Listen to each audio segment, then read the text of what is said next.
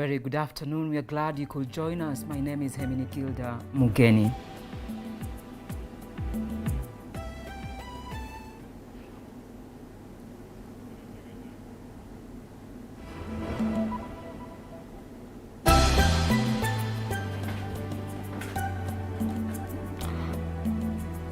Muranga woman representative Sabina Chege today appeared before the Independent Electoral and Boundaries Commission over his utterances last week regarding the 2017 election. Now let's listen in.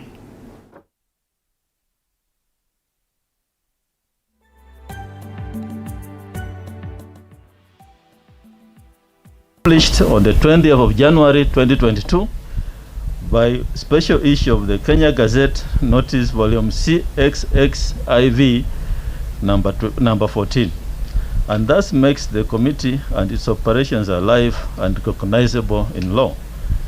Clause 6A of the Code requires that during the election period, political parties, members of political parties, and indeed all those bound by the Electoral Code of Conduct must publicly and repeatedly condemn violence, intimidation, and avoid the use of hate speech, language, or any kind of action which may lead to violence or intimidation, whether to demonstrate party strength, gain any kind of advantage, or for any other reason. In addition, Clause 6.1 of the Code requires that all persons bound by the Code should reassure voters with regard to the impartiality of the Commission and the secrecy and integrity of the ballot. The respondent herein is a member of Jubilee Party and a serving Muranga County woman, a member of the National Assembly, having been elected on a Jubilee Party ticket. Indeed, Jubilee Party is a registered political party which has submitted its nomination rules to the Commission and given indication that it will be participating in the 2022 general election. In the premises, the respondent is subject to the Electoral Code of Conduct and is under duty to abide with the same. In terms of the provisions of Article 252 of the Constitution, the Commission may undertake investigations on its own motion. In the matter before the committee, the Commission's attention was drawn to the media report and material bearing utterances by Honorable Sabina Chege, and on its own motion was seized of this matter. Indeed, the question as to whether the Commission has jurisdiction to hear a matter such as the one before it has been the subject of litigation in the High Court in Nairobi, Judicial Review Miscellaneous Application number 592 of 2017, Republic versus Independent Electoral and Boundaries Commission, in the matter of the Honorable Attorney General and Honorable Jessica Mbalu, ex parte Professor Philip Kaloki, where the court, while hearing a judicial review application filed by Professor Philip Kaloki challenging the jurisdiction of the Electoral Code of Conduct Enforcement Committee on grounds similar to the current objections, reiterated that the provisions of Section 110 of the Elections Act on the observance and enforcement of the Electoral Code of Conduct, it reiterated the provisions of Section 110 of the Elections Act on the observance and enforcement of the Electoral Code of Conduct. It outlined the powers of the committee and concluded that the committee was right in executing its mandate. Further, that the committee is not bound by the provisions of the Criminal Procedure Code and the Evidence Act. The court, upon examination, found that the procedure followed by the committee and the decision rendered was within its powers and thus upheld the same. The court declined to issue the order sought by the applicant and dismissed the petition. Against this background, the Electoral Code of Conduct Enforcement Committee has jurisdiction and is legally seized of the matter before it for hearing and determination. We make the following orders. 1, that the preliminary objection raised by counsel for the respondent on 15th February 2022 is hereby dismissed. And 2, this matter shall proceed to full hearing. Dated 15th February 2022. Those are our orders. We can give you copies of the ruling, and this is a case referred to, in the ruling. The Muranga woman representative was summoned by the Independent Election Boundaries Commission today and will be grilled next week. Moving on, more than 70 women from Kiambu, Motherland and Eastleigh Section 3 slums here in Nairobi are now peace ambassadors. This is after they received a training on peace and conflict resolution and management so that they can sensitize the youth on the importance of peace in the country. The women have also urged other women in the country to be a voice of peace during the campaign period. Msensitize kitu inaitwa amani, itakuwa kitu ya maana sana. Sasa ndio maana leo mimi nilitembea. Tumekuja hapa, tumeshinda tukijiandaa na tumekuwa tukisoma kuhusu venye tutasensitize watu huko nje. Hapa Eastleigh South tunataka kuvote amani na umoja. Hatutaki fujo. Tume-experience fujo kwa miaka iliyopita na hatutaki ku-experience fujo tena. Na saa hii tumefundishwa venye tutaenda huko nje na kuwaambia wamama wenzetu, mabwana zetu, mandugu zetu, watoto wetu, vijana wetu jinsi ya kukaa kwa jamii na amani bila fujo yoyote, na tukivote tuvote viongozi ambao wanatuonyesha wana mielekeo mizuri na wana mambo mazuri yale wametupangia hapo mbeleni. Tusivote viongozi ambao watatuonyesha fujo, viongozi ambao wanatupatia hate speeches. Tunavote viongozi ambao tuna preach nao amani, na tumekuja kuongea nao kusensitize amani through wao waongee na vijana waweze kusensitize amani, kusikuwe na vurugu ama kusikuwe na any violence. Kwa sababu wamama wako na very big influence na wao ni watu wa maana sana, au ndio walituleta kwa hii dunia. Kwa hivyo tumeweza kuwatumia wao kwa sababu vijana wanawasikiza zaidi. Now, 3 people, among them a Form 4 student, have been charged with attempted murder in a Garissa court. The 3, Emily Ndunge, Josephine Bula and Bernard Katana, are accused of allegedly poisoning Garissa-nominated MCA Teresia Queen on January 11th this year. Appearing before Chief Magistrate Cosmas Maundu, defense lawyer Nelson Mandela urged the court to grant them favorable bail terms since they have been cooperating with the investigating authorities. Mandela said Said Emily Ndunge is a student at Madogo Secondary School and will be sitting for her KCSE examinations March this year, and that she will need to prepare for the exams. The 3 were released on a 300,000 shillings cash bail. The hearing will begin on April 12th this year.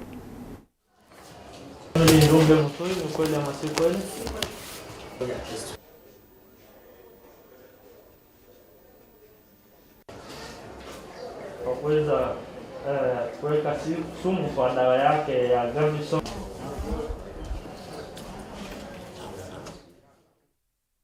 Staying with Garissa, leaders allied to the ODM party in the county have dismissed claims that their party leader, Raila Odinga, is a state project. Speaking during the ODM's Garissa branch consultative meeting, the leaders led by County Assembly Minority Leader Mohammed Ali say that Raila is the people's choice and can only be the people's project. The team has promised to conduct a membership recruitment drive for ODM and Azimio la Umoja in all the sub-counties in Garissa. So if you talk of issue of pity of clan issues, oh, this is not my sub-clan, this is not this or this. Talking about project, BABA being a project of the state, I just wanted to tell them categorically that BABA is a project of the people. It's not the project of the state. One. From 2013 to 2017, BABA was leading. Support Azimio la Umoja na candidate ya presidential candidate Raila Odinga hapa Garissa, na tutafanya kazi kwa chama yote ambayo wana support the candidature of Honorable Raila Odinga. Akina mama tunaambia tunapeleka Baba State House wajitokeze vizuri, manake ni kana mama na youth ndio huwa wanapiganga kura. Chama ni chama ya baba na mama, tunasema hivyo. Now, staying with politics, and former Muranga Senator Bigitura now says he will vie for the Muranga senatorial seat. Kembi tendered his resignation as chairman of the Communication Authority of Kenya on February 8th this year so as to concentrate on his political ambition.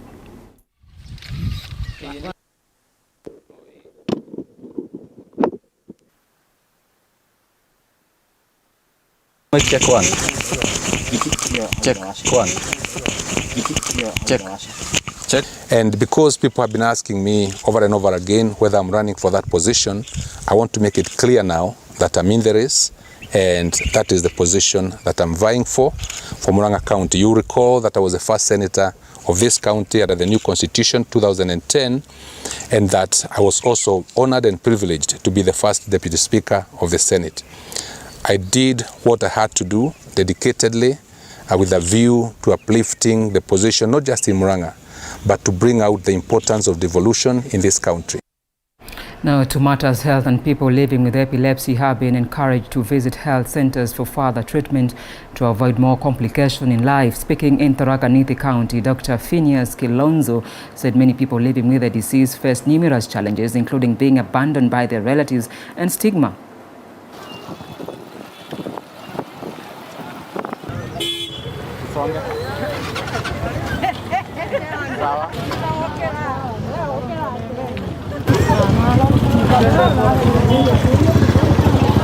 There is a tendency that if the conversions tend to keep on recurring, no medication, there is a likelihood that they'll keep on now increasing intensity, time and recurrence.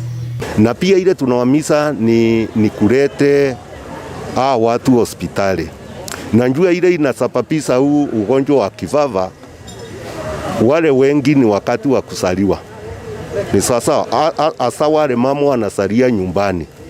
Unajua kusa mama kunjifungua kuna yale masaa tunaruhusu mama akae, lakini ikipita mama napelekwa dieta ili apasuliwe mtoto atolewa. Kwa hivyo sasa hiyo masaa ikipita na mama anje apelekwa dieta, mtoto anaanza kukosa ile nimesema hewa ya oxygen kwa ubongo, na ndio tunafanya hii sensitization kwa siku hiyo ya leo tukisherekea hii siku ya ulimwengu wa kivava. A section of women in Isiolo County have lashed out at politicians from the county who met President Uhuru Kenyatta at State House, Nairobi last week, accusing them of deceiving the head of state. Led by the county maendeleo ya wanawake chairperson Asli Fayo, the women insist that the politicians were drawn from the Borana community and cannot therefore purport to represent the interests of all the other major ethnic communities that live in the cosmopolitan county. The women leaders added that the delegation ought to have had a representation of other communities such as the Meru, Turukana, Samburu and Somali who are residents of Isiolo.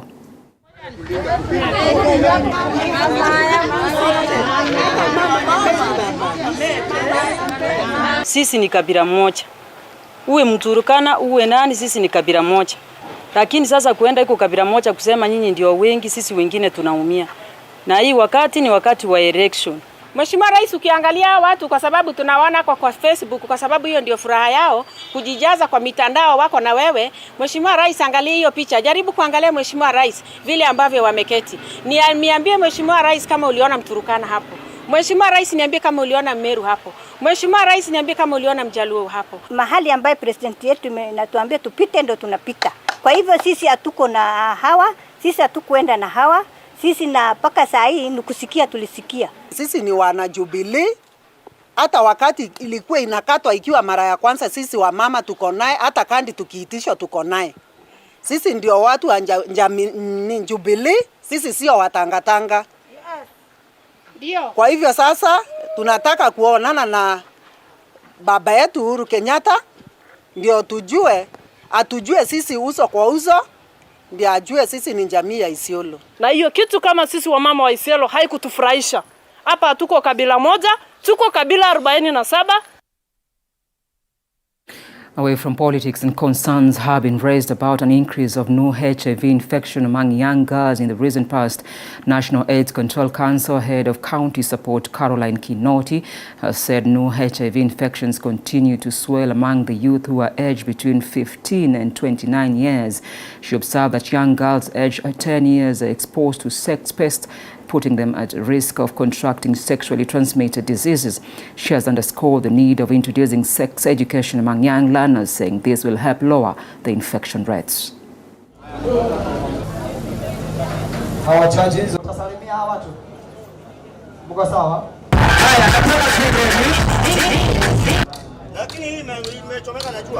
Young women are the ones who are getting more HIV infections, and we also find that with teenage pregnancies, we are also addressing that because there are many cases of teenage pregnancies between the ages of even as low as 10 to 19 years. So we need to discuss about sex as parents, about condom. We need to stop these teeny pregnancy because these girls are struggling to bring out these children. Others have dropped to school. Nobody care about it, but we need to stop this. Condom plays a very big role in HIV prevention, prevention of STIs, and also unplanned for pregnancies. And for sure it is important for us to have this discussion, to continue with this discussion, because we know that information is power. And this story takes us to a very short break. We shall be back. Don't go.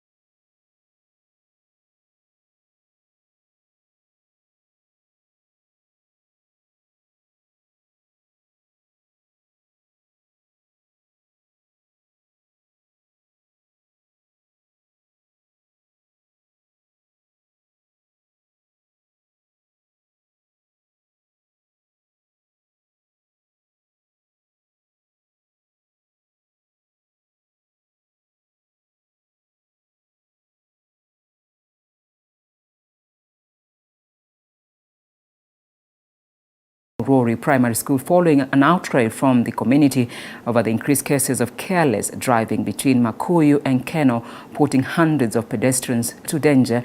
The past 2 days, the NTSA officials and other partners were at the school where they took the learners through road signs and traffic rules when crossing the highways. NTSA Safety Agency Director General George Njao said they have partnered with other players to ensure safety on the roads.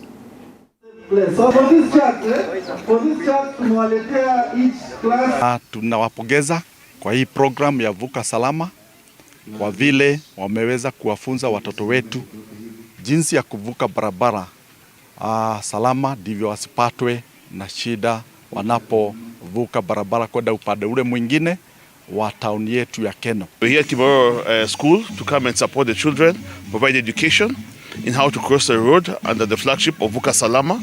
As you know, it's a shared responsibility. So we have got partners who are here with us, who have been able to support us. Of the number of people that we are losing, you remember last year, we lost 4,370 live. And this year, January, we lost 422 already. So this is an alarming number, and as such, we found that we have also joined this initiative about road safety. We have partnered with the Los Ninos, and we brought this program here so that we ensure that our pupils are safe. We selected this school due to its vulnerability. They have a population of 1,500 students here at Kimorori, of which 750, approximately half of the school, cross the road every day. This is a very busy highway, and poses a lot of risks to the children and the wider community. So we're very pleased to have provided this this training to the students, and to continue, we wish to expand to roll out the program to further schools in partnership with NTSA. The National Transport and Safety Authority, they are taking its campaigns or safety campaigns to schools, sensitizing the school pupils about the importance of road safety and, care on the roads that to avoid further fatalities in terms of road accidents and deaths.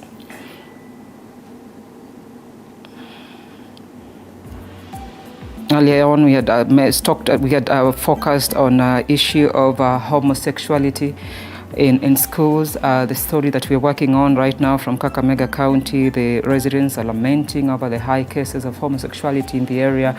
They're appealing to the Ministry of Education to, put measures in place to curb the rising cases of homosexuality in schools. Want the Education Cabinet Secretary, Professor George Magoha, to intervene and ensure rules and regulations that will ensure children in the schools are regulated to ensure that these cases do not get out of hand.